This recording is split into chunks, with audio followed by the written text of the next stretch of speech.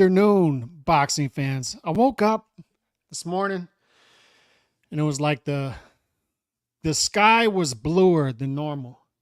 And the birds were chirpier and more beautiful than normal. Their songs were just a little more beautiful. Um the morning sunshine was just shining a little brighter and shinier than normal. And it just felt like it was gonna be a great day. It's just what it felt like. Let me get to some guys in the comments real quick. Hola to you. Rick Glaser is number one. Shout out JC. What's up to you? Anthony Sanchez, Steven 4722. Shout out to you. What's up to Daniel Agnew? Shout out to Serge. Shout out to Chicano Prophet. Hand pound to you, my friend. Serge in the building. Looking like Glaser was right after he took a lot of grief for saying Canelo was about to leave PBC. Chicano, like, I think Chicano Prophet, my guy's giving up Twitter for Lent. I think God will forgive you, bro. Like, give something else up and get back on there. Because they are melting down. Oh, my God. Rick Glaser was right all along. Gets to enjoy some showcase fights for great money. Oh, man. Shout out Iron Giant. If y'all do one thing for me, hit the like button. If y'all do one thing for me, hit the like button and make sure you're leaving your comments in the comment section. If you're watching this in the archive, make sure you're leaving your comments below. It's gonna be one of those shows, man. This is gonna be one of those shows. And there, boy, oh boy, the texts and phone calls I was getting last night. And Rick Glaser was right. He was right. And man, they're having there's all kind of copium just over that alone. And then you have to throw into the fire that Al Heyman, like their poor deity, their false god, is just poor guy, right? Poor guy. He just wanted quality control. The poor guy just wanted quality control. He was just being the good guy here for the sake of boxing fans and saying, Canelo, the fans don't want to see the Charlo fight, and I can't give you $35 million for the Charlo fight. We got to worry about quality control. And out of the goodness of my heart, I'm willing to work across the aisle. Remember that? Remember last week how we talked about there were two things that were out of character, uncharacteristic of the PBC when it came to that reporting. Number one, they're worried about quality control, and of all people to pick all of a sudden to be a stickler, to be tough when it comes to quality control, they picked Canelo. And then on top of that, these dudes are trying to lead me to believe that all of a sudden, out of the goodness of their heart, PBC wants to work across the aisle and make the better fight in Jaime Munguia. It's the better fight for the boxing fans. So they just want what's best for boxing fans, quality control and working across the aisle to deliver fights for the boxing fans. It was absolutely hilarious. Remember 2 weeks ago, it was 2 weeks ago to this date, 2 weeks ago, pretty much to the minute, when we said, look, man, the stuff I'm hearing, if this stuff is even remotely close to being true, then we've got ourselves some fun times ahead. Good Lord, if this stuff is true. And I'm hearing it and I'm not truly believing it because it's so unbelievable, right? I'm listening to this stuff that people are telling me and I'm like, there's just no way. There's no way the PBC can fumble a Canelo bag. Even them, that should be even past and beyond them. There's just no way. There was no way they can do it. There was no way. And it happens. I cannot believe this.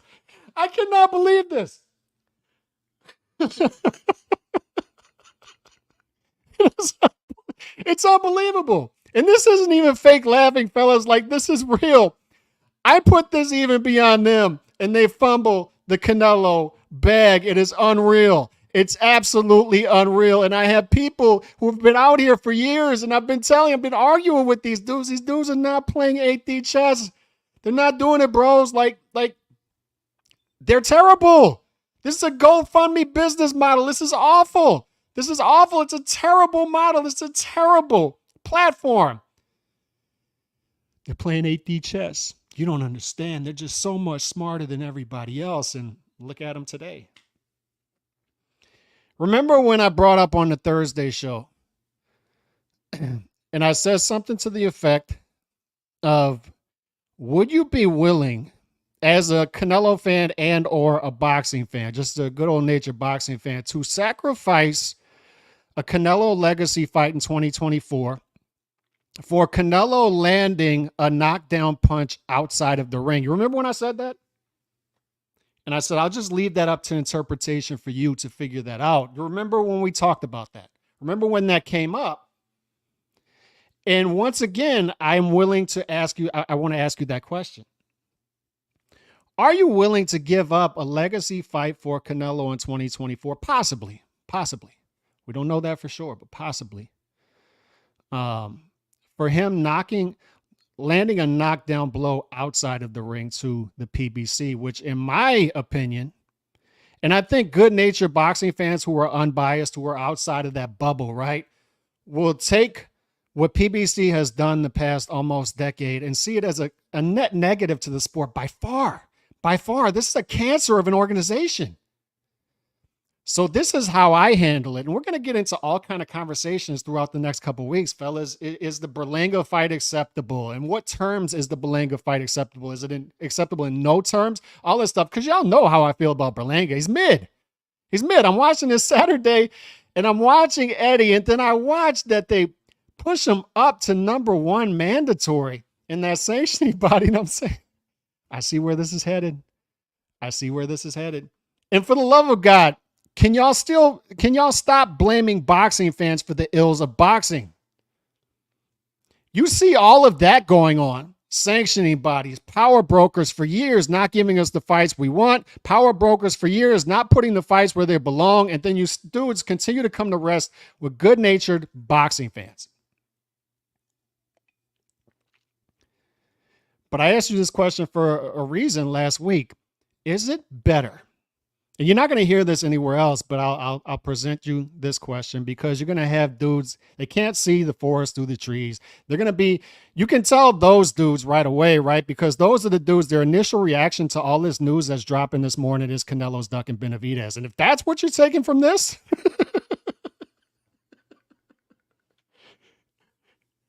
if you're in the weeds about super micro stuff, when you're looking at this macro picture this morning, good Lord, man. Good Lord. Good night. Those are the dudes you know right away. Like we kind of discount those dudes, right? Can't see it. They can't see it. And we're going to have those conversations, but today is not that day. We're going to have those conversations. Is this a duck if Canelo does not fight Benavidez in 2024? Is Berlanga acceptable in any terms? Is that fight acceptable? Because I think we all see at this point, May 4th, it's Munguia, right? And what a fight that will be. What a war that is going to be. Mexico versus Mexico, Mexican business. We want Mexican business taken care of. And I've been told by dudes, anytime it's Mexico versus Mexico towards the top in a weight class, you do that fight. And what a fight it's going to be. But the reason I asked you that question is it's kind of counterintuitive, right? For years, it's the cash cow. You want the cash cow to take the big fight, right? The fight. And we considered that the best fight for boxing, and it's going to be good for boxing as a whole, right? And the exception to that rule was Pacquiao-Mayweather. They did it at the wrong time. It rubbed the market the wrong way. And still to this day, I would argue that we're suffering the effects of that whole Mayweather versus Pacquiao saga. But what did we talk about last summer, when the Canelo 3-fight deal was announced with PBC? We said, all right, man, I like that deal because finally it's going to shut these dudes up. These dudes have been saying that Charlo is the boogeyman for Canelo, like this stuff we've been hearing for years, right? They'll ignore that he was offered the fight 5 years ago. They'll ignore that he hasn't been doing anything to get the fight. But we know what they do, right? They move the goalposts. Now they don't want the Charlo fight. Now they don't want the Jamal Charlo fight. After years of complaining about not getting it, now they want it. Now they don't want it. But the good news about it is he's going to beat up on some overinflated, overrated PBC fighters. That's the good news about that. And it should do some good old-fashioned pay-per-view American buys, right? Pay-per-view buys. The bad news about it is there's a threat that when you hang around people, the people in your circle, right, they start to rub off on you, right? So the concern that we had, if we had a concern with him going into this PBC deal, is he would take on the image of a PBC fighter. And that's what we did not want, right? Over marination, et cetera, et cetera. You know what it is. But the big concern with that, even more than that, was it's going to fund a lot of bad, atrocious, terrible boxing. When Canelo comes in the picture, you have huge margins, and those margins are going to fund some terrible PBC cards. Awful PBC cards. And that's why Canelo, I'm assuming, has been looking at it the past couple of months, and how dare you? I'm sure these conversations are happening. I mean, how else are we to read this? You're going to all of a sudden stand on a quality control soapbox when it comes to me? Look at what you've done with all these other fighters. Look at this. Tank Davis, for the love of God, he's the face of it. At what point is this guy going to fight somebody? And Frank Martin. And I got boxing writers out there telling me, you guys, you boxing fans, you just can't have nice things. You can't accept the top 10 lightweight fight. Dude, I lose my patience with these boxing writers. I've lost my patience with them. Because they're going to ignore the fact that for 6-7 years, Lomachenko has been right there. Right there. And he gets away with not fighting the fight. He gets away with, Turkey Al-Sheikh is saying, come over here, Devin Haney, we'll make that fight. Just dismissive about it. Fight Hype is out there saying stuff like the face of boxing, meaning Tank Davis, right? He doesn't accept offers. He gives offers. And you hear this stuff, and all of a sudden they're going to concern themselves with quality control. Quality control. So you ask yourself, why is that? Why is that?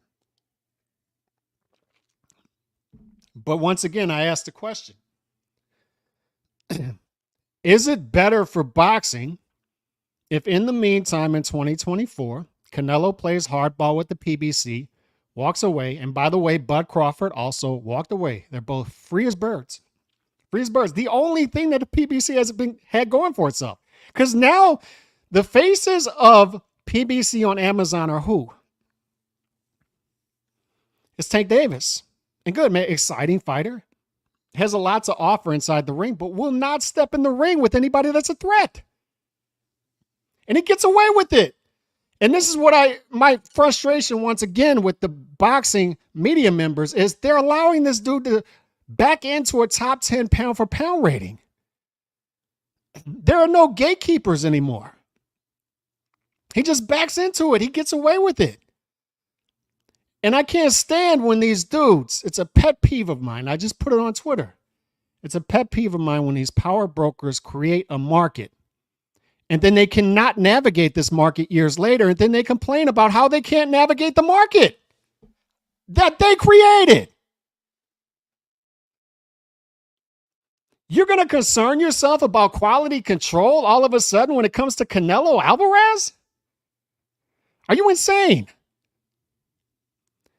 This is a 2-bit, low IQ, door-to-door snake oil salesman, Facebook pyramid scheme, sacrifice long-term growth for everything short-term, grabbing for low margins, GoFundMe business model that these dudes have been running for years and they've been getting away with it. And all of a sudden, Canelo Alvarez walks across the table and it's supposed to be, it's bad for boxing. It's terrible for boxing. If you're a boxing fan celebrating this, then you're terrible for boxing and you don't belong here. How about no? How about go to hell? We're going to have fun with this. We're going to have fun with this. So, once again, I'll ask you this question. Is it better for boxing?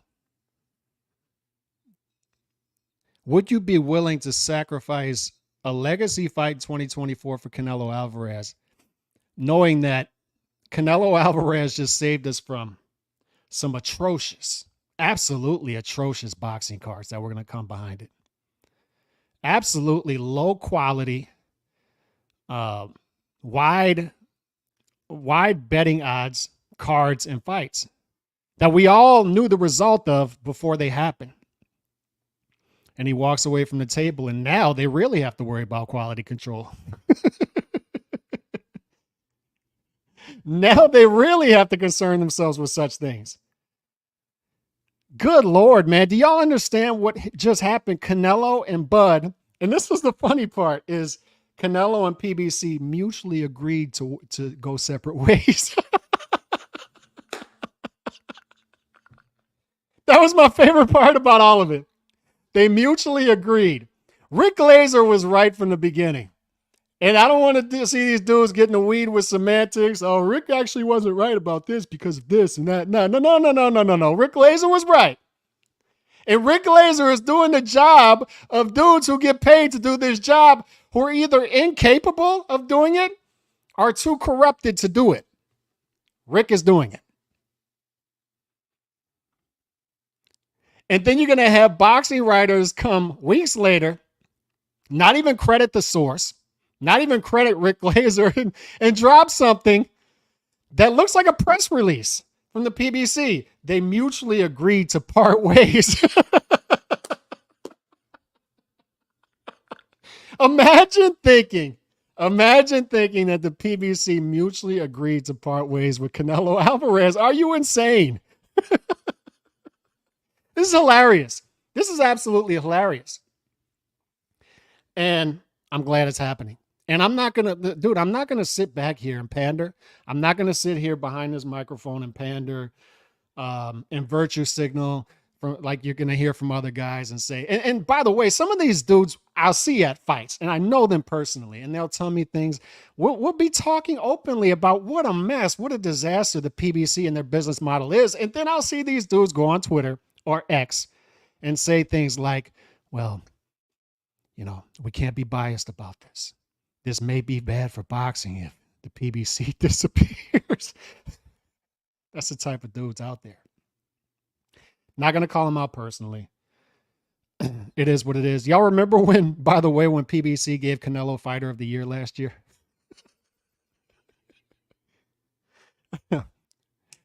And all of that pandering to Canelo just didn't work. I'm sure what happened is when this 3-fight deal was presented to Canelo, there were certain names on it, and and there were certain numbers on it, and Canelo expected the PBC to live by it. And I was talking to D-Style about this last night, and shout out to D-Style. And we were wondering, and by the way, there are people who think that D-Style and Lunatune Boxing are the same person. Shout out to Lunatune Boxing for the thumbnail on today's show. Great artist. Great artist. And that's the one with his watermark on it. That's a better look at it. And that's the rift between, they've gone part ways mutually, right? They parted ways. So special shout out to Lunatune Boxing. Great dude. Great artist. Appreciate you for letting me use that thumbnail. But I'm talking to D-Style about it last night. He's like, I'm sure, like, it's got to be deeper than this, right? Like, there's litigation involved and lawyers, and I'm sure it's just more difficult than that for him to just say, I'm going over to Eddie. And I said, maybe they've been working on that for months. I don't know. But what this shows you is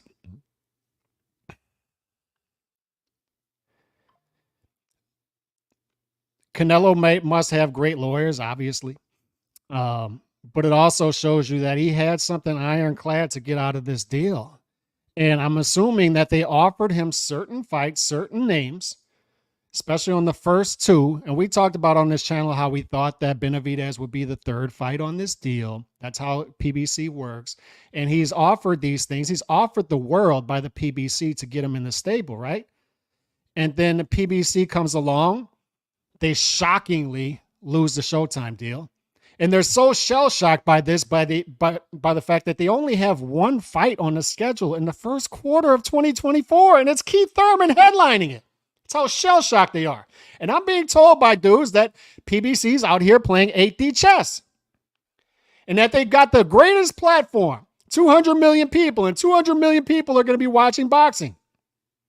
And they're offering Canelo $55 million fight deals.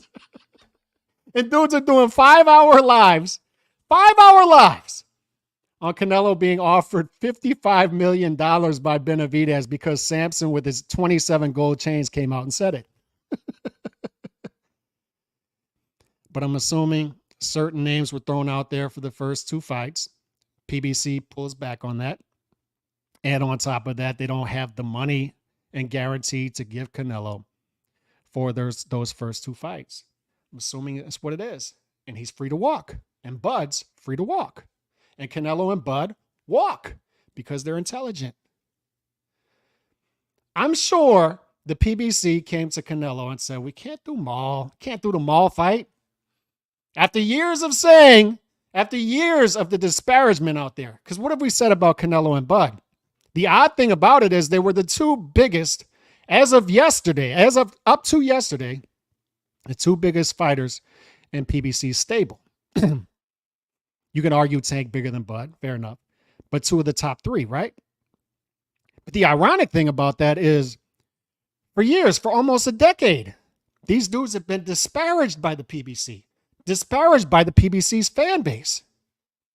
And now all of a sudden they're supposed to show loyalty to the PBC. Get the hell out of here. Get the hell out of here. It's amazing what's happening. You talk about chickens coming on the roost. Good Lord.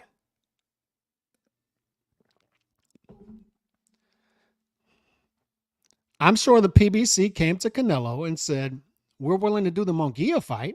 And why? Because Munguia's team can put up the money for his fight. That's what we've been saying for years. Nando has alluded to it in the chat. It's actually in cases, if network beef doesn't get in the way, for two promoters to come together and work on a big fight. Why? One promoter, of course they split the revenue, but one promoter assumes the risk of one side. The other promoter assumes the risk of the other side. You put up your money for your fighter. I'll put up my money for my fighter. Let's see who wins. Let's see it. Right?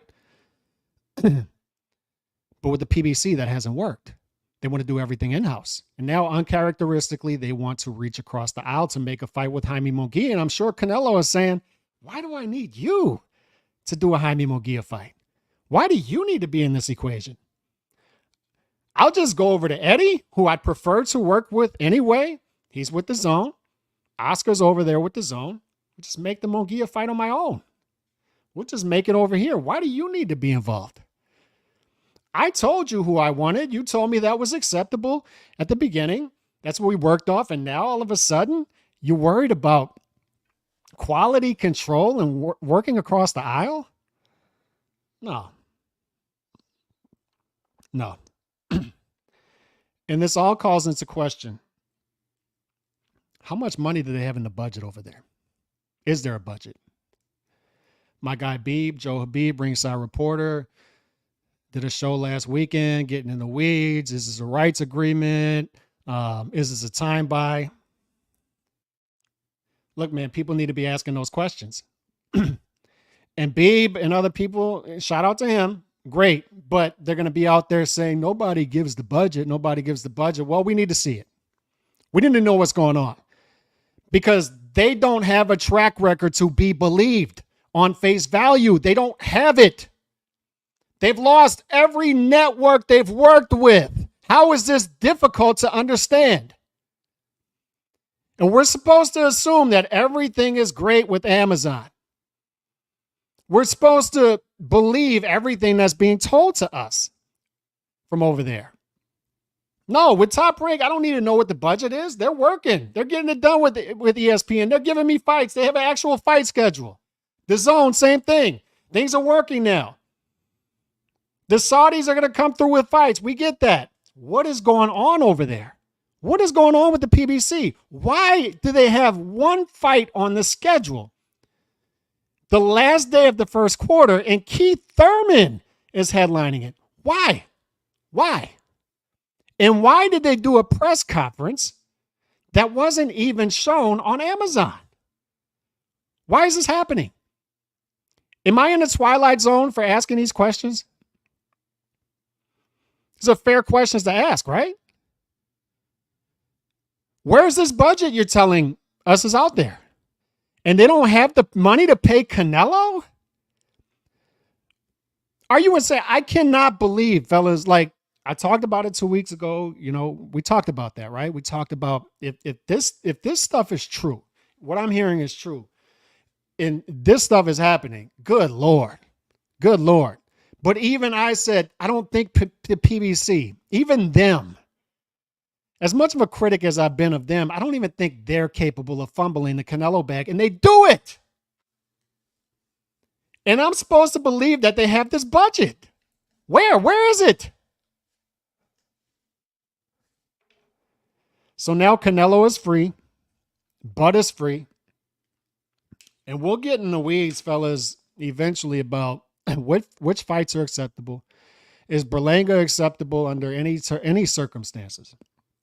Because to me, I've been on the record for this for over a year. If Berlanga is the fight, it's got to be an Avni Yildirim situation. Remember Avni Yildirim? Canelo fights in December for a belt. Canelo fights in May for a belt. In between those two fights, which is only 5 months, he sneaks in another fight, a mandatory, in February against Avni Yildirim. But that's still 3 fights in 5 months. I want to remind you that Canelo is over at Saudi, talking about Saudi money, right? And he's talking about possibly fighting 3 times in a year. So is it possible that he fights Munguia May 4th? Berlanga in September, and then another fight in December? Is that possible? And would that be acceptable to you? That's another question I'll ask you. Would that be acceptable to you? Because dudes love comparing apples to oranges when it comes to Canelo. And look, I'm not here. Canelo's got a ton of money to defend himself. If dudes are out there coming after Canelo for ducking Benavidez, if that's the case, then he makes enough money to deal with that himself. I'm not going to do it here. Canelo doesn't fight Benavidez, and that doesn't happen. Fair enough, man. Make those accusations. I'm not here to defend those things. What I'm telling you is it acceptable for Canelo to fight in May against Munguia, Berlanga in September, and somebody else in December? Who knows? Is there a possibility that Canelo fights the Bivol Better Be winner in December? Is it possible? And this is where the boxing media needs to step up. And God, man, these are conversations that need to be had. And for the love of God, man, let's just get into the Benavidez stuff right now. Can he get a PR team that's working? Like, can he get a PR person that can actually do their job and say, everybody right now, shut up. Shut up. Everybody shut up. Jose, you don't do interviews anymore. Samson, with your 27 gold chains, no more interviews. No more interviews. We got Al. We got the Cubas in the mix. We got Samson in the mix. We got Jose Sr. in the mix. We got all kind of dudes in the mix. And you got Jose giving an interview. And then you got Samson giving an interview. And they're saying separate things. And then Samson will even say separate things depending on if he's doing Spanish-speaking or English-speaking interviews. Poor David is not being represented correctly. We said it with Morrell Jr. How in the world is Morrell Jr. fighting the last 3 times he's fought, and the fight isn't on PBC's schedule until the week before the fight? How is this possible? And I'm the only one pointing it out. I don't mean to pat myself on the back, but can somebody in the boxing media do their job? Can somebody in the boxing media point out that when Morrell Jr. fought in December, the fight was not on the PBC schedule until 8 days before the fight? They copped the hell out of the building in Minnesota. You got a Cuban American fighting in damn Minnesota. And they do no promotion for it. They do no promotion for Fundora fighting in Carson, California. He's from there. No promotion. And now I got boxing writers out there saying, we need to put the fights where they belong. This Saudi thing, good for Tank. Good for Tank for staying in America and not going to Saudi and worry about his American brand. Now these dudes are worried about where fights happen and putting fights where they belong. Of course. Why? Because it's Tank and it's the PBC.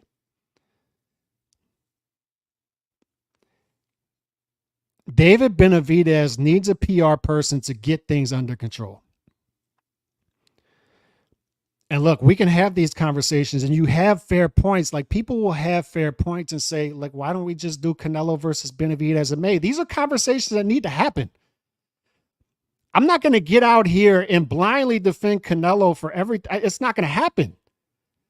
But what I'm saying is, can Benavidez get a PR team that can get out there and concisely state what they want and what they're doing to get what they want? Jose's over here saying one thing, Samson's got 27 gold chains on with his slick back hair and selling everybody lemons. And nobody knows what to believe with this guy. But this is something that I want the boxing media to do. These are some questions that they need to ask. And shout out to D-Style Boxing, who's going to be joining us soon. Shout out to him. Edwin Castillo, $5 super chat. Call out Team Minstrel Monster. Admit they ducked Team Canelo $5 million offer, saying they disappeared, but set fight with another Canelo fighter at light heavyweight. This is what I want from the boxing media, Edwin, and everybody else out there. And boxing media, if you're listening, this is what we need. We need you to start asking important questions.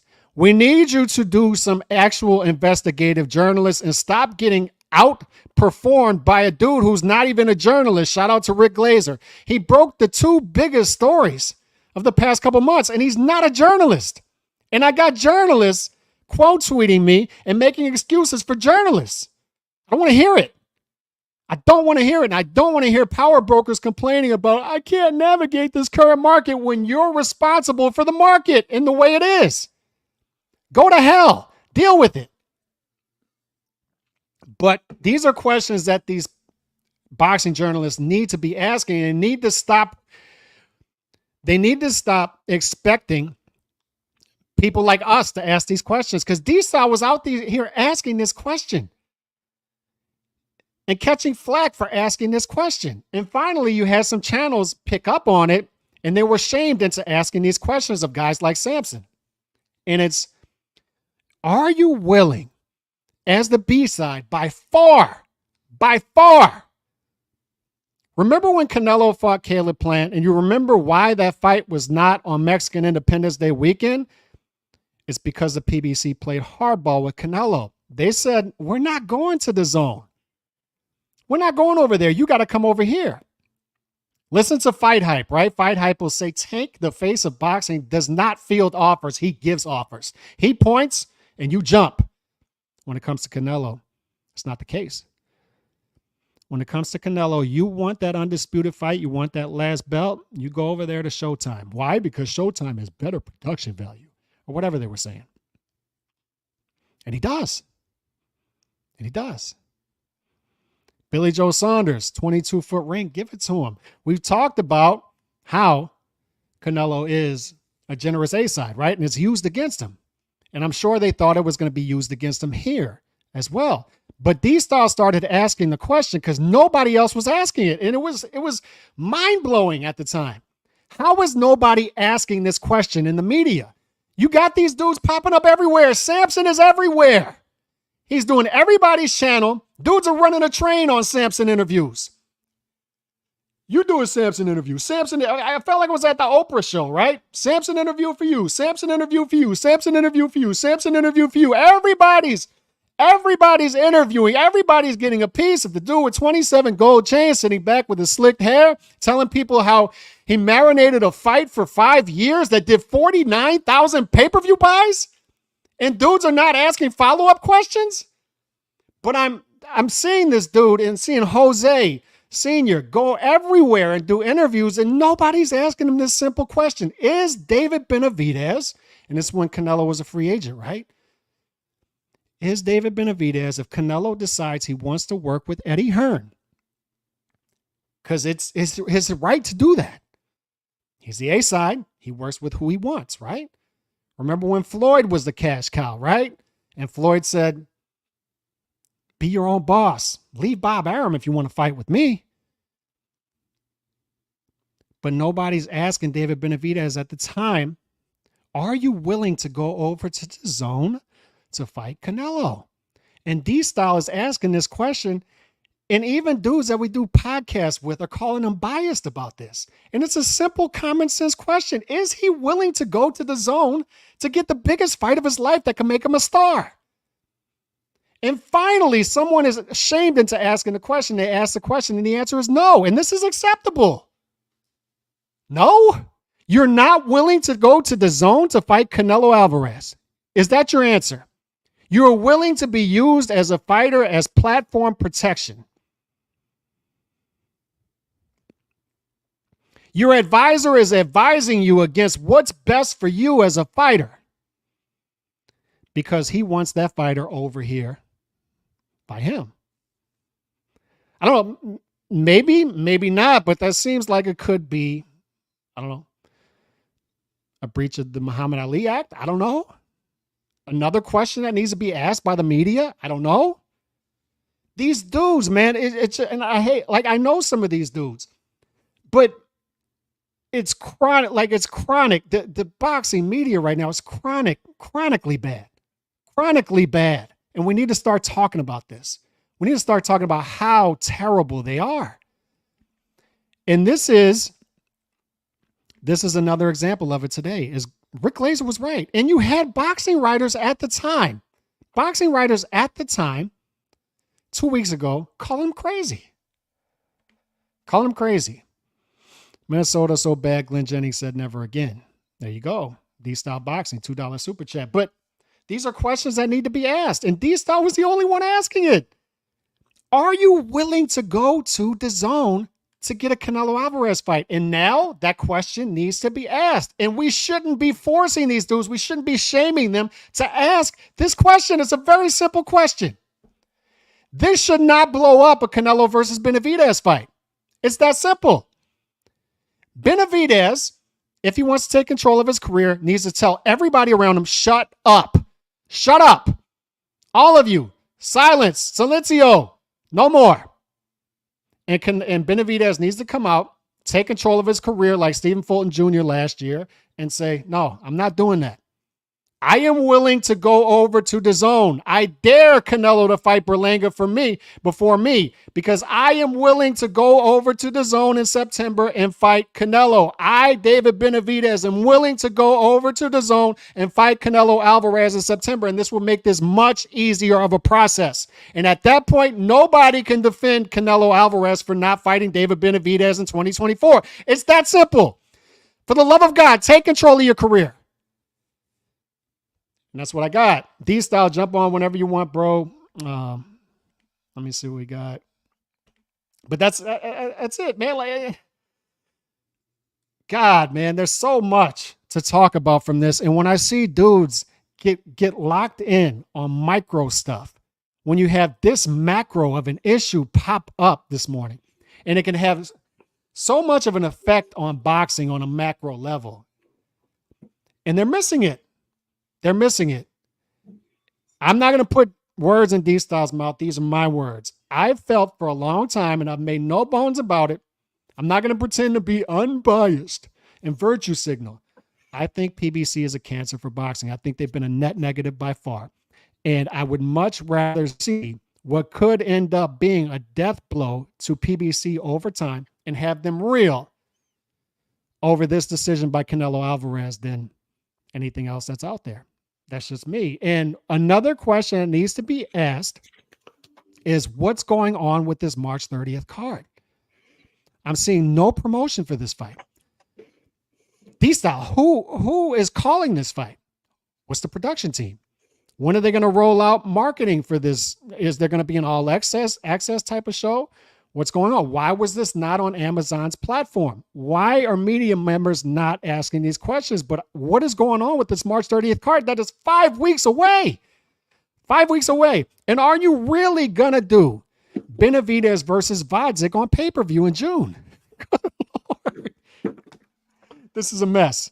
What am I missing, D-Style? Anything? So much to unpack right there. Calix is cooking, so I'm trying to navigate the kitchen here. First of all, let me just say this. Now that it's not a hypothetical, because before it was, the hypothetical is so ridiculous. Why do you even ask? It's ridiculous. Well, it's not a hypothetical anymore, right? Or at least, unless there is like a Hail Mary shot right now, supposedly. I saw Jake Donovan. I don't know if it's already been done, but they're going to meet one more time with PBC and see what happens. I don't know, right? Outside of a Hail Mary shot and PBC saving the graces and keeping Canelo for me, which I doubt, but let's say it happens, right? Outside of that, it's no longer a hypothetical. If Canelo goes back, who he's worked with for like 10 out of his like last 12 fights or something, right, over to the zone and Matchroom, then the reality is the question will be asked, and now I don't want to hear, why would you ask that? No, now you're going to fucking answer it. Mm-hmm. Is David Benavidez willing to go, to PBC, act like a good little B-side, and go over there and do business if that's what he wants to do? That's what Canelo did when he was B-sides, okay? You could debate whether he was a B-side or not against Cotto, but guess what? He did what he had to do to get that fight, all right? He's already done his thing. And I want to make sure people understand, because I keep hearing Jose Benavidez talking about the minimum. We'll take the minimum to fight Canelo. Good luck. Let me just say this, bro. With Canelo gone, and if Crawford's gone, and if PBC can't produce anything, good luck getting that minimum.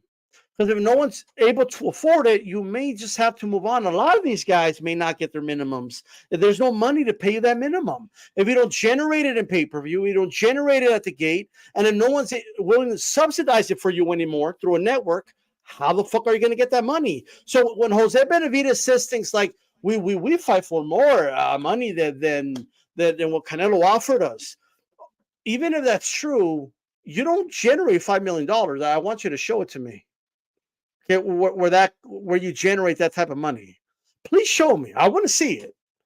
Last I checked, that Planned pay-per-view did okay at the gate, but it was just over $1 million. It's not like it's justifying that big of a purse, but either way, now I hope people understand where I was coming from the very beginning. Yes. Okay? Like, this was always a possibility, and now it's not a hypothetical. Now it's a reality, and now you have to answer the question now, right? Before, it was just expected, kind of like this is the reaction I got. People would tweet me and be like, why would he even ask that? Canelo's a free agent. He could just go to... What do you mean? Like what? Of course, he could go to Showtime, and he did. And I always said, Calix, if he goes there, fine. I don't have a problem with that. But can somebody explain to me, like, he goes to PBC, it didn't make the fight more likely to happen anyway. We didn't even get the fight. Al-Haimi didn't even make it happen. But I'm like this whole thing, bro, and I know I'm all over the place, but one more thing. The $50 million offer. We offer the money, like you know what I mean. He says payday, but we offer payday. Like you if Canelo not the draw he is, you don't got 50 million, brother. Like, anybody with a brain knows that. Okay, like the shit's tiring, bro. Of course, like you're gonna offer Canelo that type of money to fight him, but it's not even. The funny part is Reynoso has made this clear multiple times. Some very reliable sources have confirmed this with me, but we don't need the sources anyway. Canelo has said it. Reynoso has said it. We go directly to Al when we do business with PBC. They don't talk to Samson. They don't like Samson. Okay, like this. It's just the truth. I know that too. I know that for a fact. So like this whole, like, people doing interviews. I was there at the table. And then Jose, we were negotiating. We were and then Nestor Gibbs asked him, well, but you did the fight with Voshtik. Oh, he's with Voshtik? I didn't know. You didn't know that? Like, what? Are you kidding me? Random dudes on YouTube know that, but you don't know that? Like, how the fuck do you not know that? What do you mean? So you're not in the weeds like you say you are then. Then Samson told me.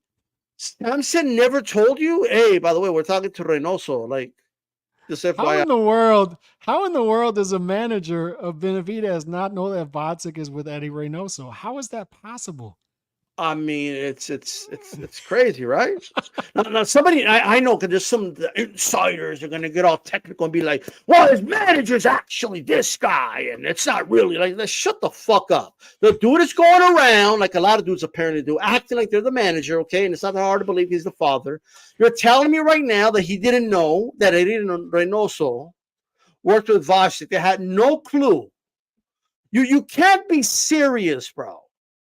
You just can't. Ain't nobody believe that shit. And the dude is going around, and I heard you say it earlier, and it's 100% true. They change your stories, bro. If these dudes committed a crime, right? They put them in separate rooms. They're fucked. They'd be in trouble. You know what they got to do? You got to do what the police do when they arrest somebody. They got to huddle up and get the story straight. Okay. Just huddle up, get your story straight, right? And then go out there and do interviews. Like, these guys, they're all over the place. They're just throwing shit to the wall, hoping it sticks. One day, Jose Benavidez, he's apologizing on, shout out to Amador, by the way, biggest reporter out of Mexico.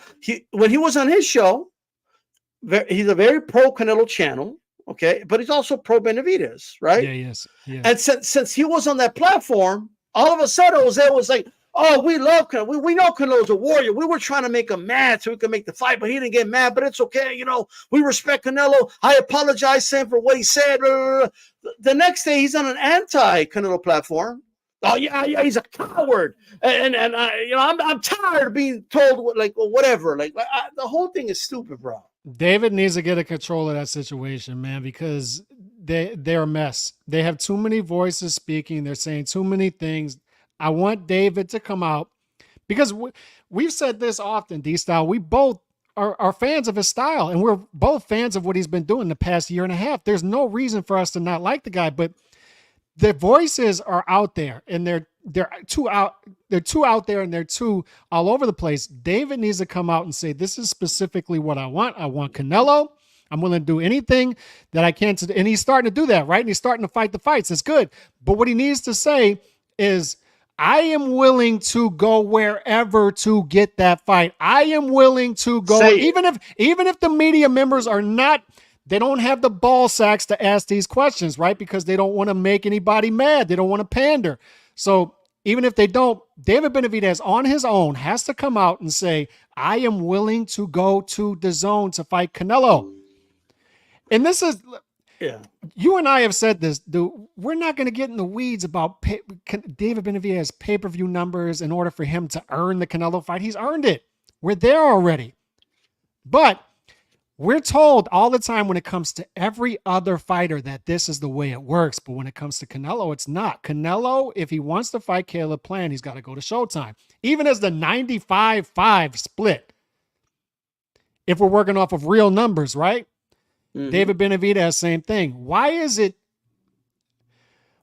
this a crazy thing to ask? Why is it a crazy thing to ask? Dude, are you willing to go to the zone? Obviously, this dude likes to work with Eddie. Obviously, he likes to work with Eddie. Obviously, he likes to work with the zone. Are you willing to go? And it shouldn't even be asked. I'm willing to go over there to fight Canelo. And at that point, there is no excuse for fighting Berlanga over Benavidez over on the zone. And this Berlanga thing, D-Style, we need to address this too, because you and I both think Berlanga is mid at best. At best. Yeah. We're both watching and we're texting each other during the fight. It's like, good Lord, man. They're trying to build this dude up as a Canelo opponent. He's fighting in a ballroom in Orlando. He's not a draw. They sneak him up to number one mandatory in the sanctioning body. So it's obvious what they're doing. Like thieves in the night. Right. But what people need to see is apples to oranges, right? We talked about this with Canelo all the time, and I brought it up earlier. It's an Abney Yildirim situation. That's the only way it's acceptable to fight Berlanga. If he fights Munguia in May, Berlanga September, and then somebody else December. Because remember, he's out in Saudi. He's saying, I want to fight 3 times this year, possibly. If it's an in-between fight, then fair enough. Tune-up fight, whatever. Eddie can pay him whatever he wants, and Canelo can take it. That's the only way it's acceptable for me. Yeah. Right? Yeah. I don't like a Berlanga fight. We're not going to pretend to like that fight, especially above a Benavidez fight. But yeah, look, I agree with everything you said, and I'll add this. I wouldn't mind the Berlanga fight if it's like an in-between tune-up or something like that, like a December fight or something like that. Yep.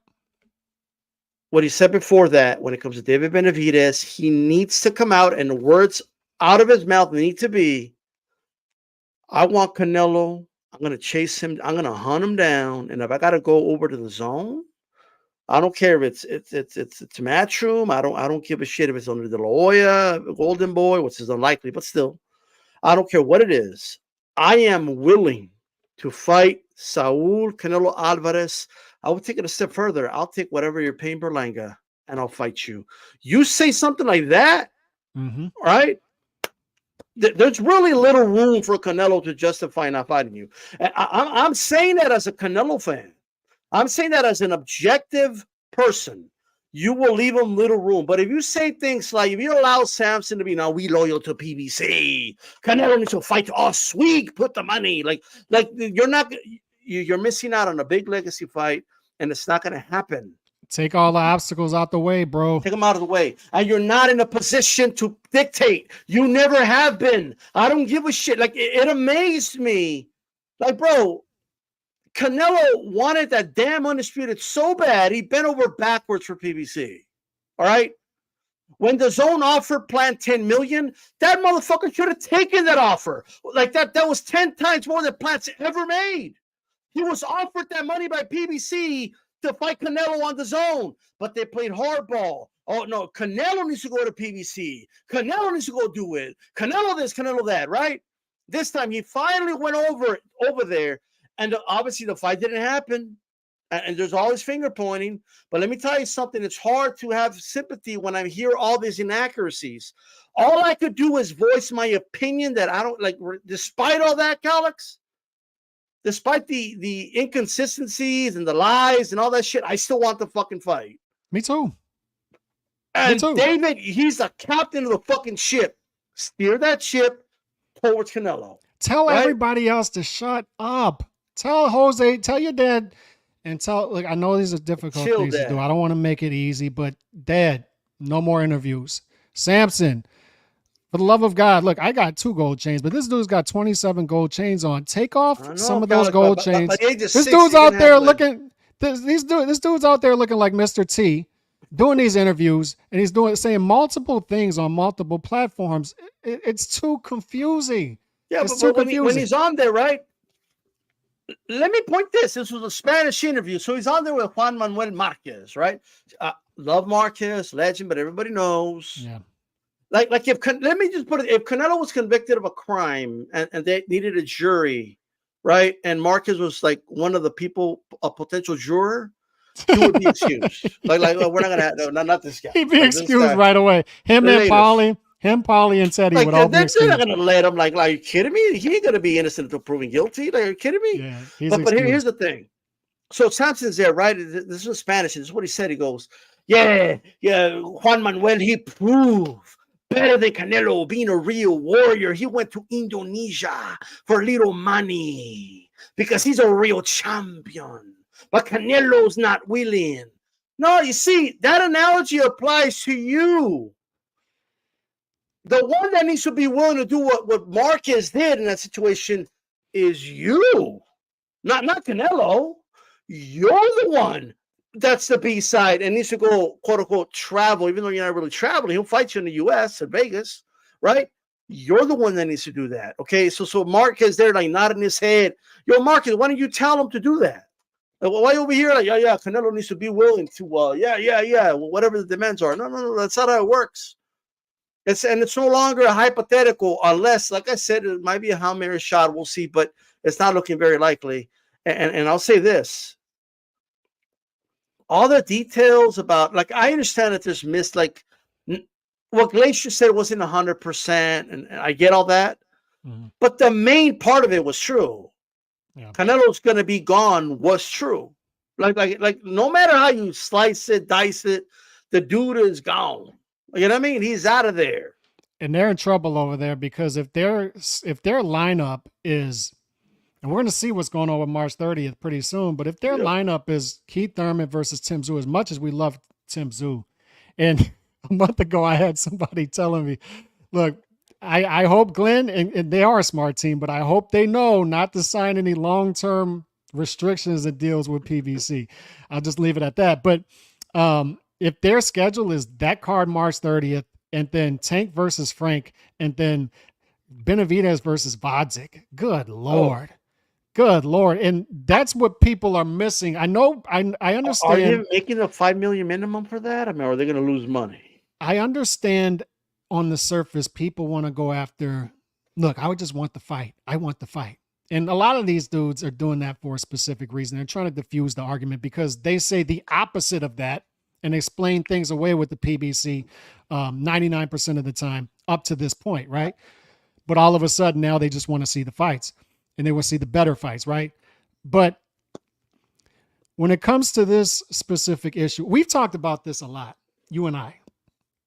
It seems like the PBC fighters are held to lower standards and are not asked to do the same things that other fighters from other platforms are asked to do. Specifically, we threw out one, Canelo versus Plant. No other platform would this have been acceptable. None.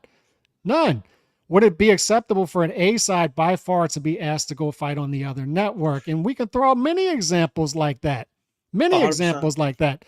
And now all of a sudden, dude, they're asking us to just want what's best for, and all of a sudden, I pointed this out last week with that reporting last week. It was now that they want, instead of Mal Charlo, it's Munguia, right? Now, all of a sudden, two uncharacteristic things. They want quality control and they want to reach across the aisle, right? That seems uncharacteristic. But I just want to know, Calix, is Samson loyal as the promoter / because he is kind of a manager as well. I don't give a fuck what anybody says. In fact, many Samson fighters, some of them follow me and I talk to them, call him manager / promoter, right? Because I know somebody tried to correct you one time. You know what I mean? But remember when a specific fighter, and we're not gonna throw out names and people aren't gonna go back and be able to see, but a fighter called Al Heyman his promoter one time and somebody yelled at Rayo said it, Pacquiao said it, Canelo has said it, Glenn Jennings has said it. Many people have called PBC the promoter, because everybody knows they're the promoter. When you watch the Zone, right, and it's a matchroom event, you see matchroom. It feels like a matchroom show. When you see De La Hoya, right, a Golden Boy, it feels like a Golden Boy show. The Bella show. They handle the production. The ring card girls have matchroom on them and all that, right? PBC, it's PBC. Okay, that dude, that puppet promoter out there that they got. Okay, that dude is just there for a photo op, bro. Okay. That's just and everybody knows that. So like, it's annoying having to unpack this over and over for people. But why? How is this allowed? Is my question. Is how is nobody asking? At least to where it's uncomfortable for them to answer it. How Raleigh Romero turns down a pay-per-view main event with Ryan Garcia. Yeah. And we all know what's happening. Steve Kim has pointed that out, but we all see it. Everybody who has eyes and can read the stitches on a fastball know what's going on. It's for platform protection, right? So how are you able to use your fighter as a pawn who you're supposed to be managing and advising for his best interest, for him to get the best fight, and you're advising him against that for the betterment of what's better for your specific platform? You're using your fighter as a pawn for your platform. And this is why I'm running out of sympathy for these fighters. Yeah. And why I'm not sitting here on February 22nd, 2024, as this news comes out and getting in the weeds and feeling bad for David Benavidez for not getting this fight in the short term, because he's allowed himself to be used as a pawn for platform protection. when it comes He to needs to speak these out. guys. He needs to He has, and that's why you were asking the question, and that's why it was maddening to see people not understand why you're asking this question. Are you going to allow No, yourself? they understood. They Are understood but why. I know that, but are you going to allow yourself to be used as a pawn to draw Canelo over to the PBC? Instead of just saying, I'm willing to go over to the zone if Canelo stays over there. I He think wasn't allowed to say that. He I'll say wasn't this, allowed to Alex. say, I'm going to go over to the zone. Why? Because they're using him as a pawn to get Canelo over there. It's 100%. maddening to watch this. Look, I'll say this. It is amazing to me that people don't like get it. Like, look, Canelo has been such a gracious A-side throughout his career, okay? And I could go back, bro. I could go when Baldemir, I believe it was Baldemir, not that I want to mention his name or nothing, but missed weight and Canelo let him keep he didn't take the penalty money. He let Baldemir keep it. You know what I mean? Mm-hmm. Who the fuck does that? Like, he just did it. And this was before Canelo became he was already like a star, but he wasn't like what he is now, right? Let him keep it, right? Yeah, no problem. Cotto wants the A-side money. He's a veteran. You know what? I want that lineal title, so let him get it, whatever. Okay, Mayweather lowballed the shit out of him. Everyone knew he was worth more than what Mayweather offered him, like what, $4 million guarantee or whatever it was. He's like, okay, fine, boom, I'll take it. All right.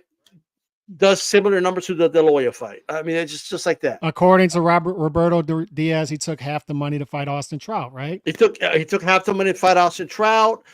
Reliable source right there, Roberto Diaz. Billy Joe Saunders crying and bitching and moaning about the size of the ring. You know what? Give it to him.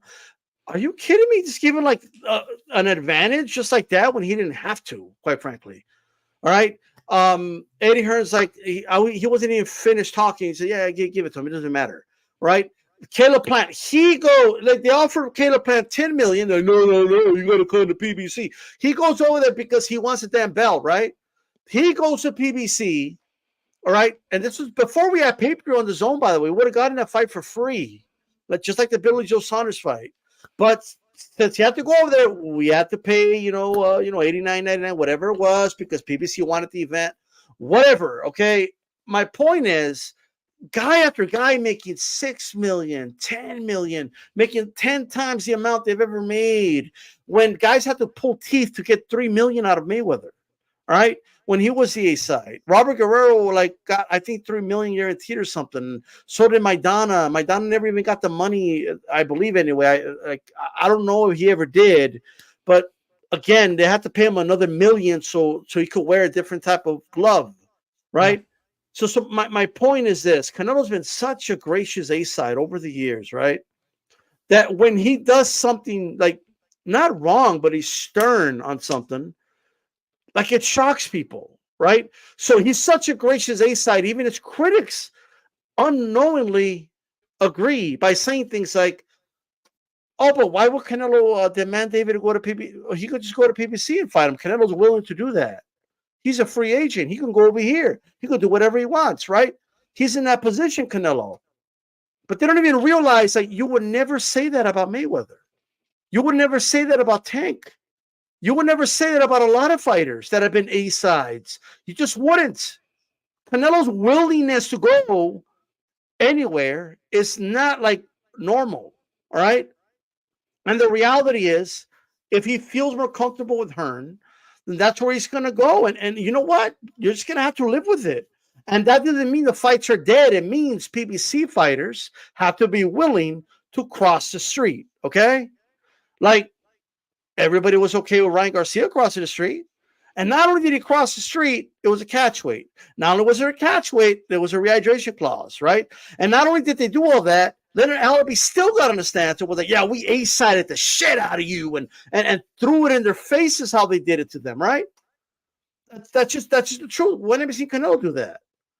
Yep. So we're so used to Canelo being a gracious A-side that when David Zach comes out, he's like, yeah, Canelo, like, oh, they offered us $5 million and we're willing, like, that's a lot of money, bro. Like, what do you mean? I'm wondering if they were expecting to use that against him. And remember this Floyd Mayweather interview that we all watched on the Pivot last week, where yes, you can tell that Canelo was living rent free in his head, and he's saying he's still the face of boxing. I'm wondering if that's where that was coming from. A lot of times, we get bothered by it's a psychological thing, right? Psychology. We get bothered when people do things that we're guilty of, right? And I wonder if Mayweather is getting frustrated and kind of bothered by Canelo starting to throw his weight around with the PBC, who Mayweather is tied in with. I Yeah, wonder if look, that's when going Mayweather on. wanted to fight Robert Guerrero, right? Nobody wanted to see that fight. But guess what? Imagine if Showtime would have told him, no, Robert Guerrero, no, we don't want to do that. Like Mayweather would have strong armed the shit out of them. Right? It's the reality. Like he ended his contract with with Showtime. He ended it, okay? Bro, he ended it with freaking Andre Berto, bro. Like he ended it with Andre Berto. Mhm. Like that's probably worse than Jamal Charlo is now. Yeah, it Like is. just think about that. So he's not above it. It's just that we're so used to Canelo eventually delivering, right? Because I'm still like, look, I'm not letting Canelo completely off the hook here. Like I still want to see that fight, and I don't want to see the Berlanga fight. But that's a bridge I'm going to cross when we get there, right? But a PBC 100%, or the fighters that is, this is a day of reckoning for them. Yes. That's what this is.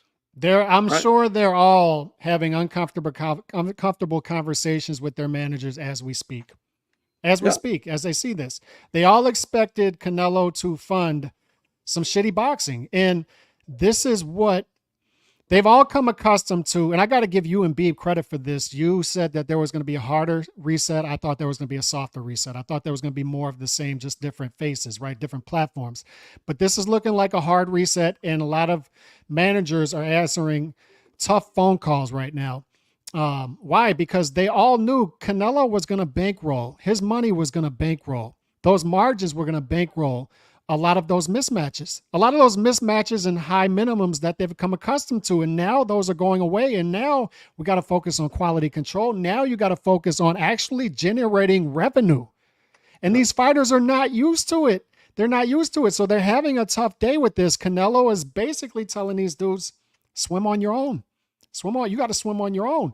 And that's what this move is. And I don't want to get in the weeds on the micro level stuff, because on the macro level, I think this is a much bigger story than the PBC lovers want to wrap their heads around at this moment. They think, and maybe it's just coping, right? They think that, oh, they just didn't want to pay him 35 mil for Mal Charlo. And we obviously know this is much deeper than that. This is much deeper. And the ramifications of him and Bud walking are going to be huge. Those are going to be huge ramifications, Bro, because I wouldn't doubt it. now Tank's going to have to fight the fights. He's going to have to. 100%. Benavidez is going to have to figure out a way to become a pay-per-view draw. He's going to have to. And fighting Vodzik is not going to do it. Yeah, but this like, here's the thing. Does he have to do that? Or can it be a humbling experience and do what other fighters, like do what David Haney has done, and go to the platform that's suited for you and go that route, right? You don't have to be like, there's no rule that says you have to stay at PBC, right? And if PBC doesn't want to deliver on the promise or whatever contract they signed for you, right? If your minimum is $5 million and they're not willing to pay it or whatever it is, that they don't want to put it on pay-per-view, then you do what Canelo did. Boom, and you give Eddie or Austria De La Hoya or somebody a call, or Bob Arum, like somebody will take you in, but it may not be what you're used to right now. Okay, it's the reality. And just to kind of put in perspective, I just want people to understand the problem with the market right now, okay? I saw someone tweet out like that we're offering Crowley $200,000 to fight Boots. And they were tweeting like, oh, what an insulting offer to go in there against a guy like Boots, only 200,000. That's a lot of money, guys. Like especially for Crowley. That's 6 digits for one fight. Like, what do you mean? Like, we're so used to hearing about millions, and we're so used to hearing guys getting a cool million and all that. Like, when that is stagnating the market, Yes. Like it's fucking like it just is. Like, oh, but I want the fighters to make it. Okay, the problem is that it creates this inactivity. It creates this problem where fighters don't take fights and it's not good for the sport's health overall. All right. Imagine like if anyone's ever worked sales, if even if you don't sell worth a shit, like you're guaranteed 5,000 every month. Guaranteed. They're gonna give you 5,000 at the end of the month, even if you don't sell shit. You don't sell squat. End of the month, you get 5,000. Is anybody going to have an incentive to sell? Is anyone going to have is a salesman going to have an incentive to work on his sales skills and his pitch and you know what I mean and his rebuttals or anything? Are they going to really work on all that, or are they just going to just be like, well, that's what I'm making? And when that business eventually goes out of business because they ain't selling shit, another sales company will be willing to hire them, but guess what? Oh, we don't pay a guaranteed money like that. I mean, we'll pay you what you sell. Like, you know what I mean? If you sell really good, we'll pay you a great commission, but we don't get paid that much money. And that's what's happening with PBC fighters right now. That's what's happening right now. It's hard, especially when you started following boxing late 80s, 90s, right? It's hard to empathize with these fighters when they're not really chasing things. So another question I want asked is, how bad does Boots really want this fight with Bud? And he can make it easier, right? He can come out and say, and nobody's asked this question. And it's mind-boggling how nobody has asked him this question is, are you willing to go up to 154 to fight Bud if you have to? Are you willing to go up there and fight him? Because obviously he's done at 147. And are these guys willing to actually chase these fights? Can we feel sorry for guys like a Boots Ennis when obviously he's perfectly content with being on undercards and having an email belt fall in his lap? Tank Davis is perfectly content with an email belt falling on his lap and backing his way into top 10 pound for pound lists and top 5 lightweight rankings without fighting anybody in the top 5, right? And Benavidez, we like what's going on with him the past 3 years, but in all honesty, the same accusations that are being levied against Canelo Alvarez, that he's fighting smaller guys, number one, can be levied against Benavidez. Why? It's not the weight bully thing. It's not he's draining, because he's making 168. So he's a 168 fighter, right? But he fights David Lemieux, his only fight that year. That's not a super middleweight. And then Bubu Andre wasn't really a top 10 super middleweight. He's just moving up to the division. And now seems to be avoiding a guy who Sampson was out there for months and months saying Morrell Jr. is one of these 3 fights. And now all of a sudden he's not. And Vodzik gets in the picture, which is an easier fight than Morrell Jr. We all know that. So it's hard to feel sorry for guys when their predecessors, the guys who handed the torch, the previous generation, what were they doing? Oscar De La Hoya is fighting 5 times in 1997, 5 title fights. Oscar De La Hoya fights Tito Trinidad, loses the fight, fights Coley 5 months later, and then on top of that, 4 months after that, he fights Shane Mosley. Within a calendar year, this guy fights Tito Trinidad and Shane Mosley, and Tito Trinidad didn't lay up after he beats De La Hoya. What does he do? He moves up a weight class and beats an undefeated fighter, and David Reed. This is stuff that the predecessors were doing. As much as we like to talk bad about Money Mayweather on the back end, right? The last few years of his career, what was he doing in 98? 2 years into his career. He's fighting 6, 7 times. He beats Genaro Hernandez for a legitimate title and then defends it less than 2 months later against Angel Manfredi. So when we grew up watching guys do things like that, and then all of a sudden, media members are saying, there's too much to ask of these guys to do such things, and it's a different era, and if it don't make dollars, it don't make sense, and it's a business. And then now all of a sudden, they want to spin that this morning and say, if you're cheering for PBC's demise, then you're what's wrong with boxing. You're terrible for boxing. No, what we're saying is, I actually think it's a good thing. I actually think it's a good thing if the face of what this, to me, the PBC is a face of what boxing has become. Alex, they're masquerade. A lot of these guys are pro PBC people.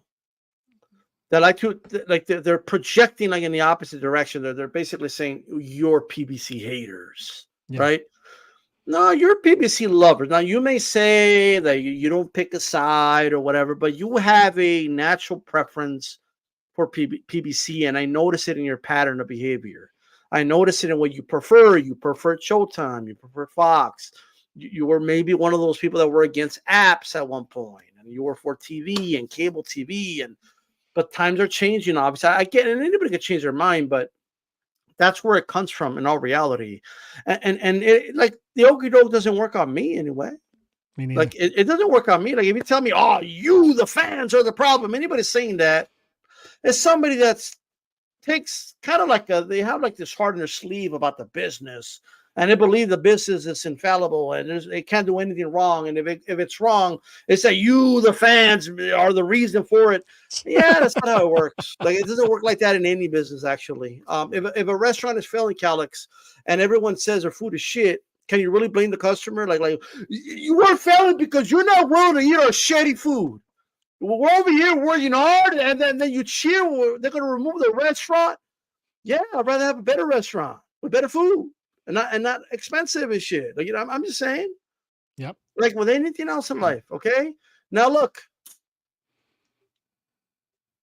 over here we criticize the zone, we criticize Top Rank, we criticize everybody. All right, and overall, I just think there's positive and negatives to everything in life, but overall, I think if PBC were to go away, in the long run, that is a good thing. It's just the way I feel about it. Okay, if Amazon says, "Okay, this thing ain't working, bro," let's just go our separate ways right now, right?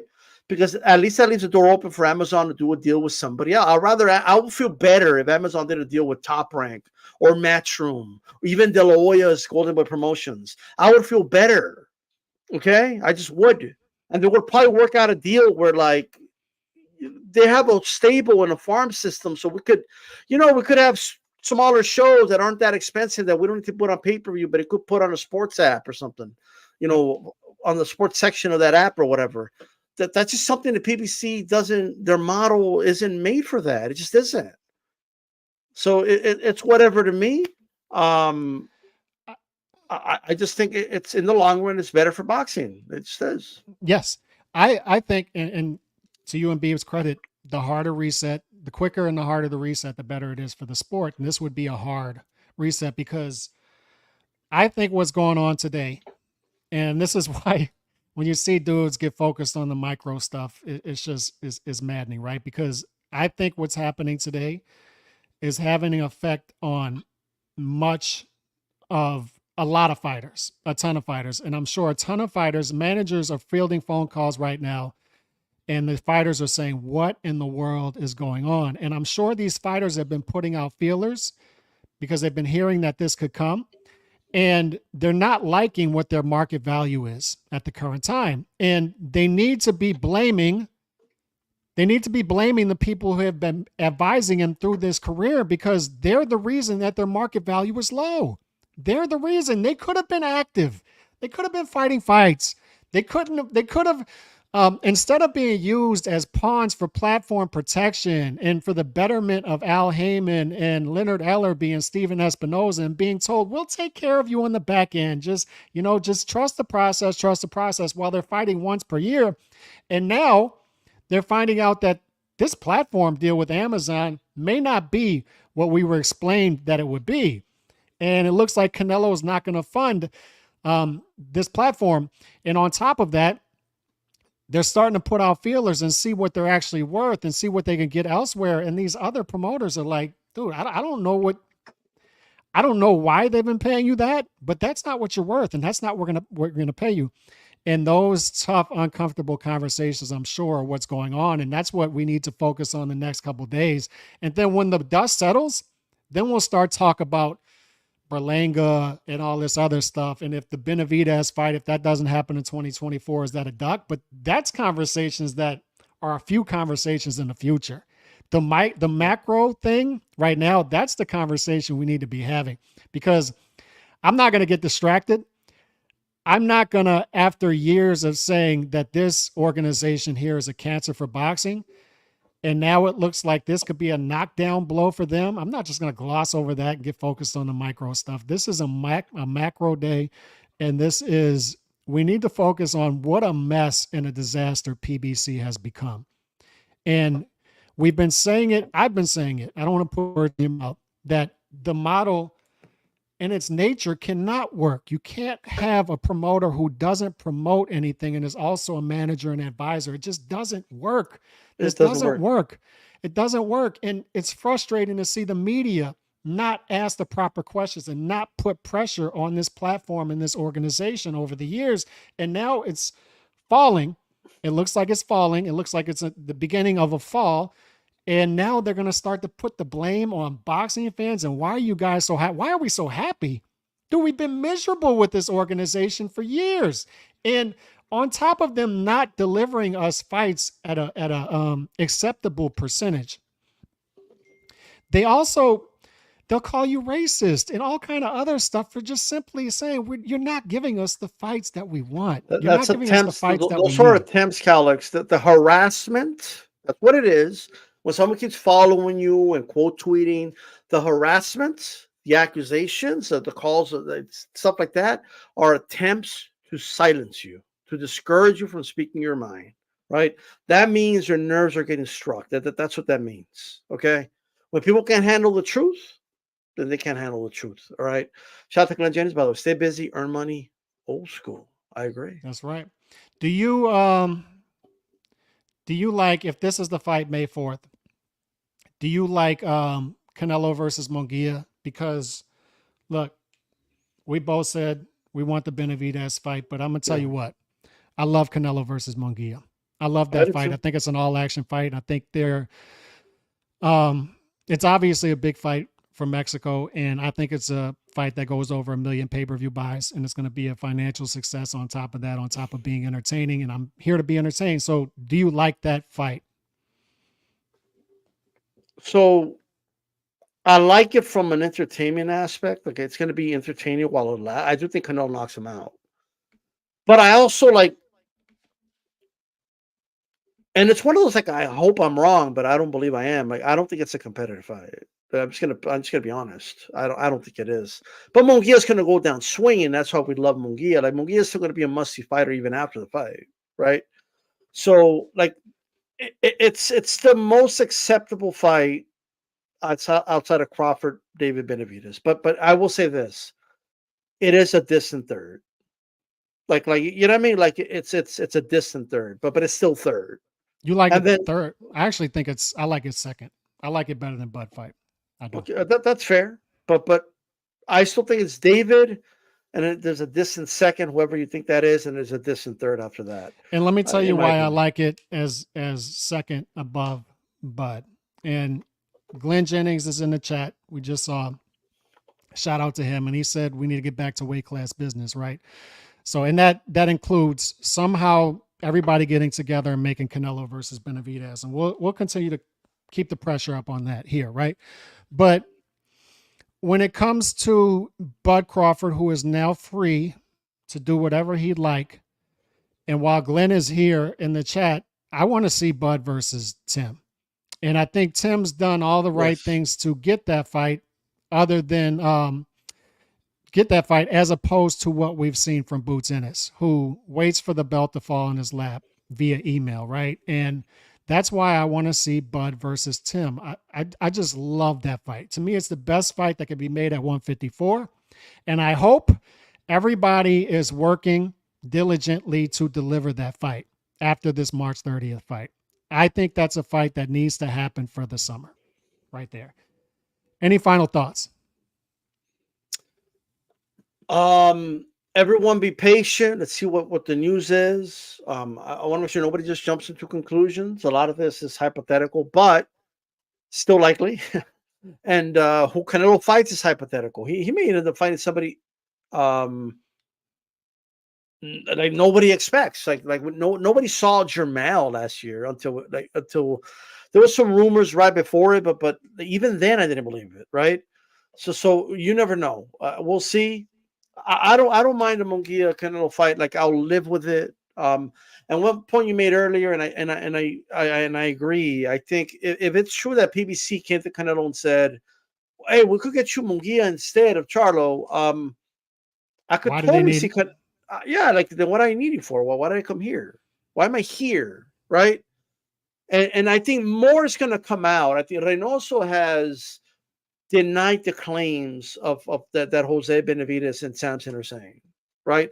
I think there's more to the story, if anything. And I wouldn't be shocked if Samson, like, I'm not saying like one tweet caused Canelo to leave, but it could have been the needle that broke the camel's back, like, because he deleted that tweet. Somebody told him to delete it. And I don't know if it was like, you know what, I'm tired of this shit or whatever. You know what I mean? Mhm. But I do agree with you, and I want to see more activity from these fighters. I want to see these fighters fight more often. And one more thing, these fights need to start delivering. Okay, Yes. and there's nothing wrong, especially as fans, to say I want these fights to be exciting. I want these guys to come out, and I need them to fight. Okay, I'll tell you right now why I believe Tim Tszyu is going to be a star in the U.S. eventually, if not already. He comes to fight. Like, win, lose, or draw, you know that tough Oz is coming to fight. There ain't no like he's gonna stink up the joint going on. All right. And the same with Virgil Ortiz is another one. You know he's coming to fight. There's certain fighters I feel comfortable telling my brother, hey, tune into this guy. This guy's gonna he's gonna put on a great performance. And you notice it. I'm noticing a pattern, Calix. Even Bradley's starting to do it. They're starting to really like talk about how these guys got to deliver and have TV friendly fights. And I think the executives are understanding this, right? There's too much competition on apps and television to give people a boring product. There's just too much competition. It's just this. We're not in the age of only 4 or 5 channels anymore. We're not in the age of just a couple of dozen cable channels anymore. We're not in that age anymore. We are in the age where at any moment people have millions of things that they could be watching on television or on an app. Just millions, literally. They could go on YouTube and watch whatever. They could go to Netflix, they go anywhere and watch all types of entertainment. People want to, if they're going to give their time, they want to be entertained. And I'm going to encourage all boxing fans, stop being boxing snobs, okay, and be like, oh, I appreciate the sweet science, and people, you need to really appreciate the intricacies of the grappling and the constant running, and if the crowd is booing, if the paying customers are booing live on the event, and if the ratings are under 1 million, right, and there was never a peak, that is a problem, okay, that needs to be fixed. It needs to be addressed.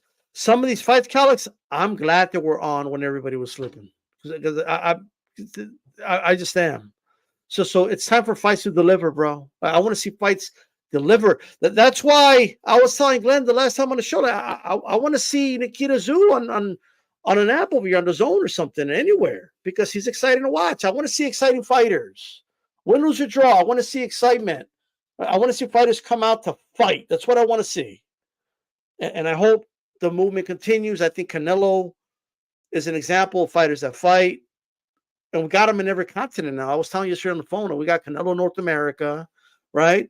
We got Tim Tszyu over in Australia. Okay, we got, Inoue over there in Japan, Asia, right? So we need fighters to start delivering, and if the fighters succeeding and making all the money are active fighters that are in exciting fights, all the fighters will follow. Okay, this trendy thing, I know when it started, this whole like, I don't want to be exciting. I want to just outpoint a fence to do to death and win without damage, or whatever that little trendy thing is. We need to get rid of it. It's my opinion. You're muted. So the new market is starting to hit us, right? And it seems like the new market is really, the first wave of it is coming through this morning. And we need to focus on the macro of that, right? But the fighters, we've been saying it for a while here, the fighters who are going to flourish in this new market, and the winners see opportunity in new markets, right? I was talking to somebody about that yesterday. It's been a tough market for certain sectors. This is outside of sports. For certain sectors, it's been a tough market for about 1.5 years, 2 years. But certain people see like AI and technology as an opportunity. and it's going to hit some people hard, but other people are going to see it as an opportunity and adapt. The fighters who are going to flourish in this new market of boxing are who? The ones who stay active, the ones who keep their freedom, the ones who are not tied down to networks specifically, right? Not tied down to high minimums. Those are the ones who are going to win in this new market. And it's frustrating to see managers the past few years tie their fighters in America down to long-term network deals with high minimums, because those are the guys who are going to be locked into these deals in this new market and are not going to get activity. The ones who are going to win in this new market, whether they win or lose, is the Tim Tszus, the Naoya Inoue's, the Junto Nakatanis, these fighters who have freedom to move, right? And are willing to fight. The smaller weight classes are willing to fight and aren't tied down to high minimums. So the lower weight class is going to gain notoriety. This is going to happen in the next 5 years. The lower weight classes are going to become more popular than they have been in the past, particularly with the technology catching up and us being able to see these fights in Asia and other parts of the world where lower weight class fighters flourish. This new market is going to be good for a lot of fighters, but the fighters who have their freedom are the ones who, even a Callum Walsh, you watch how he's moved quarterly. I don't think his ceiling's high, but he's still going to be an action fighter and make money in this market. But the ones who are going to lose are the ones who have been pampered and have been tied down to high minimum on the front end, high minimum restrictive deals with these platforms and promotional companies. And I feel bad for those fighters because I think a lot of them have just been chronically mismanaged. Yeah, So look, I do kind of feel empathy for him. Really quick, I mean, think about Lubin, right? Lubin got that win over Jesus Ramos. Now, most don't think he even won the fight, but nonetheless, he officially got the win. Maybe if Lubin wasn't that negative in the fight and on that big platform, a big Canelo pay-per-view, wasn't a fight of the year candidate, or it was just, he hurt Ramos a couple times and won in very dramatic fashion, I don't know, maybe PBC would have been willing to pay him a little more. You know what I mean? So it is what it is. But since I don't know what he was demanding, but if there's concern, you might stink out the joint as it is, right? Then they're less willing to spend money on you. And I hope that's a message that's put out there. If you're going to fight, look, let me tell you something. If you're going to be fight negative and not be exciting, you better be good. You better be outboxing dudes and outclassing everybody and winning every round. Because other than that, I don't want to see you, bro. I don't want to see a dude trying to pitch a perfect game, but they hit 3 home runs on you. Like it's not a perfect game anymore. And like, what are you doing at that point? Okay. Yep. That's all I want to say. Tomorrow, before I forget, make sure you tune in on my channel, D-Style Boxing, HCP, episode 144. We're going to have Liam Wilson on. He's going to be fighting Oscar Valdez on the 29th in Glendale, Arizona. We'll have manager Glenn Jennings on as well. So it should be a very interesting chat. So make sure you guys tune in. That is tomorrow, 8 p.m. Eastern time. Hell of a fight that is, too. Looking forward to that one. So on that note, great show. And I'll see you over on D-Styles channel tomorrow. Peace. God bless.